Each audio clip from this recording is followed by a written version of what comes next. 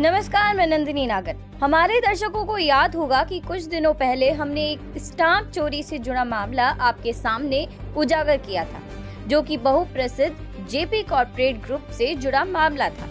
हमारी इस खबर को आगे बढ़ाते हुए आज हम एक बार फिर जेपी ग्रुप से ही जुड़ा मामला आपके सामने लाए हैं। लेकिन अब इस खबर में देश के दो अन्य उद्योगपति भी आ जाते हैं, जिसमें केंद्र सरकार द्वारा अपने चहेते उद्योग घराने के नियम और कानून में हेरफेर कर अपने चहेते ग्रुप जेपी एसोसिएट्स को दिवालिया संपत्ति के ऑप्शन में कम बोली के बावजूद अपनी कृपा पात्र कॉर्पोरेट को थमा दिया गया है।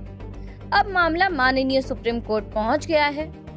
हमारे दर्शकों को हम ये भी बता दें कि इस मामले में देश के वेदांता उद्योग घराने के अनिल अग्रवाल ने गौतम अडानी के अडानी ग्रुप को लेकर केंद्र सरकार के विभागीय सिस्टम को आरोपित किया है। दरअसल ये मामला उजागर होता है वेदांता ग्रुप के सुप्रीम कोर्ट जाने से। वेदांता कंपनी की तरफ से अनिल अग्रवाल जी सुप्रीम कोर्ट जाते हैं जेपी ग्रुप की दिवालिया संपत्ति की खरीदारी को लेकर। इसका कारण पहले हम आपको बताएंगे संक्षेप में, फिर विस्तार से इस पर चर्चा करेंगे। दरअसल वेदांता ग्रुप द्वारा पिछले साल लगभग 17,000 करोड़ रुपए में जेपी ग्रुप की दिवालिया संपत्ति को खरीद लिया गया था। लेकिन कहानी में ट्विस्ट तब आता है जब वेदांता ग्रुप की मालिक, जो अभी सुप्रीम कोर्ट पहुंचे हैं, उनको पता चलता है कि जेपी ग्रुप की दिवालिया संपत्ति वेदांता की होने की बजाय अडानी की हो गई है। अब जाहिर सी बात है कि जिसने जो संपत्ति खरीदी है और वो संपत्ति आपको बिना बताए किसी और को मिल जाए तो आश्चर्य तो होगा ही, और ऐसा ही आश्चर्य वेदांता ग्रुप को भी हुआ। अब इसके कुछ पहलुओं को हम एक एक करके समझते हैं। पहला, अब ये साधारण सी बात है कि जब भी अडानी का नाम आता है तो मोदी जी की छवि मन में आना स्वाभाविक है, क्योंकि इन दोनों का रिश्ता कुछ अनोखा है जिसके बारे में हम अभी चर्चा नहीं करना चाहते। दूसरा, जो कि आपको नहीं पता है कि ये डील, जो कि अडानी को लगभग 14,000 करोड़ में ही फाइनल हो गई है, यही डील वेदांता ग्रुप के साथ 17,000 करोड़ में फाइनल हुई थी। जी हाँ, बिल्कुल सही सुना आपने। यही डील 17,000 करोड़ में वेदांता ग्रुप के साथ फाइनल हुई थी। अब माइनिंग इंडस्ट्री के ऑनर अनिल अग्रवाल जी इस मामले पर सुप्रीम कोर्ट जाते हैं और साथ ही अपने ट्विटर हैंडल से ये ट्वीट भी करते हैं और फाइनेंशियल क्राइसिस की एक पोस्ट को भी अपनी पोस्ट के साथ ऐड करते हैं, जिसमें ये क्लियरली लिखा हुआ है कि जेपी ग्रुप की दिवालिया संपत्ति अब वेदांता की हो चुकी है। और साथ ही हम आपको ये भी बता दें कि ये खबर 5 सितंबर 2025 की है।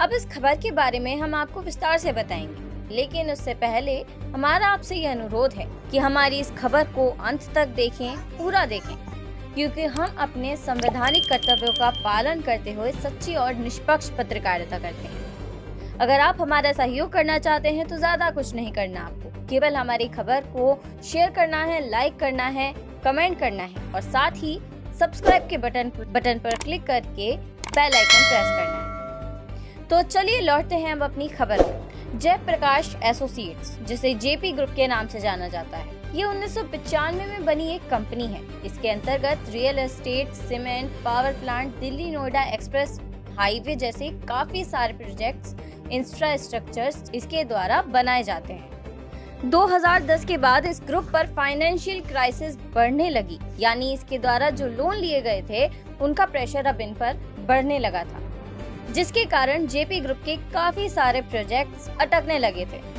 कुछ समय बाद 2017 में जेपी ग्रुप की कंपनी दिवालिया घोषित हो गई और दूसरी पूरी तरह कर्जे में डूबी हुई साबित हो गई। जाहिर सी बात है कि जिनको अपना पैसा चाहिए वो लोग कोशिश तो करेंगे ही।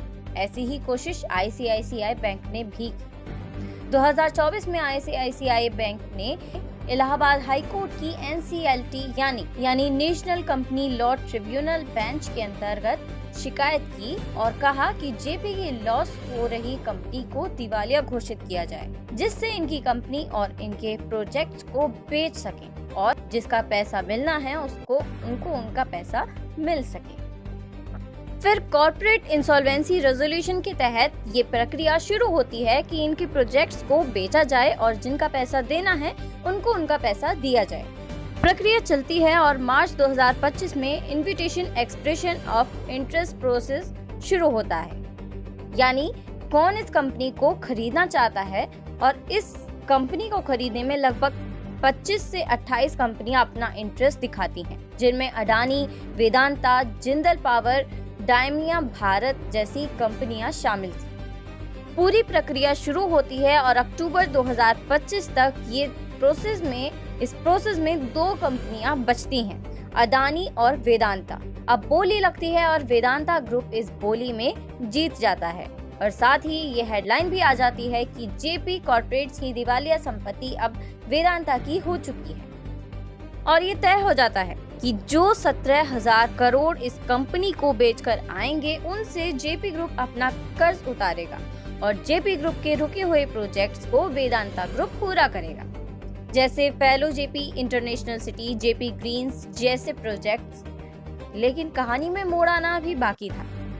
खबर आती है कि जेपी क्रिएटर्स की टीम ने ये डिसाइड किया है कि वेदांता ग्रुप को प्रेफरेंस देने की बजाय अडानी ग्रुप को प्रेफरेंस देनी चाहिए।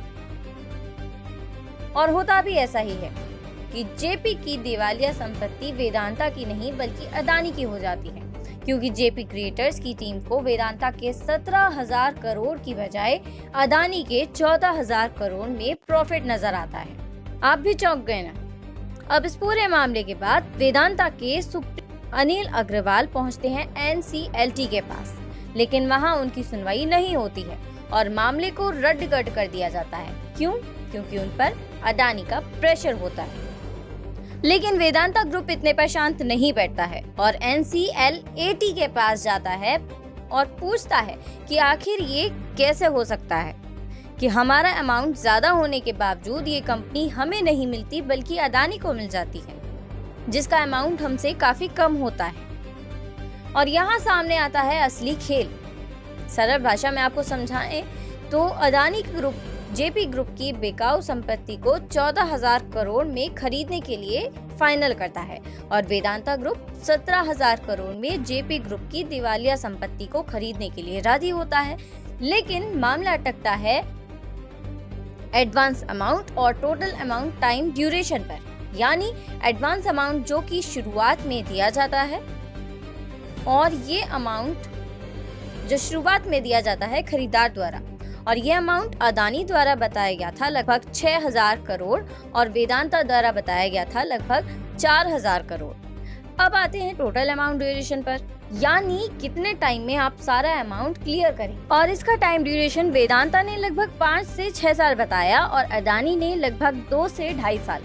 अब सोचिए जरा, मात्र समय सीमा के कारण किस प्रकार अडानी के 14,000 करोड़ की वैल्यू बढ़ जाती है और वेदांता के 17,000 करोड़ की वैल्यू घट जाती है। वेदांता ग्रुप के सुप्रीमो अनिल अग्रवाल अब मामले को लेकर माननीय सुप्रीम कोर्ट पहुंचे हैं और उनकी ये शिकायत है कि हमें जो ऑप्शन दिया ही नहीं गया था, जो कंडीशन हमारे सामने रखी ही नहीं गई थी, भला हम इसमें संशोधन कैसे करते।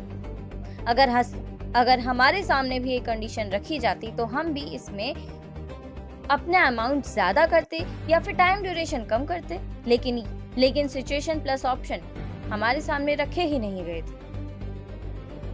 बहरहाल अब देखना होगा कि माननीय सुप्रीम कोर्ट की तरफ से इस मामले पर क्या फैसला आता है। अब जब देश जानता है कि प्रधानमंत्री नरेंद्र मोदी जी ने विदेशों में जाकर अपने मित्र गौतम अडानी को फायदा पहुंचाया है, तो भला उनकी सत्ता के रहते भारत में कौन अडानी के सामने टिक सकता है। खैर, इस खबर में अभी बस इतना ही।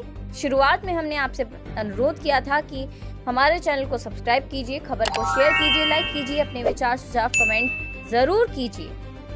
देखते रहिए वर्ल्ड हेडलाइन। मैं नंदिनी नागर, नमस्कार।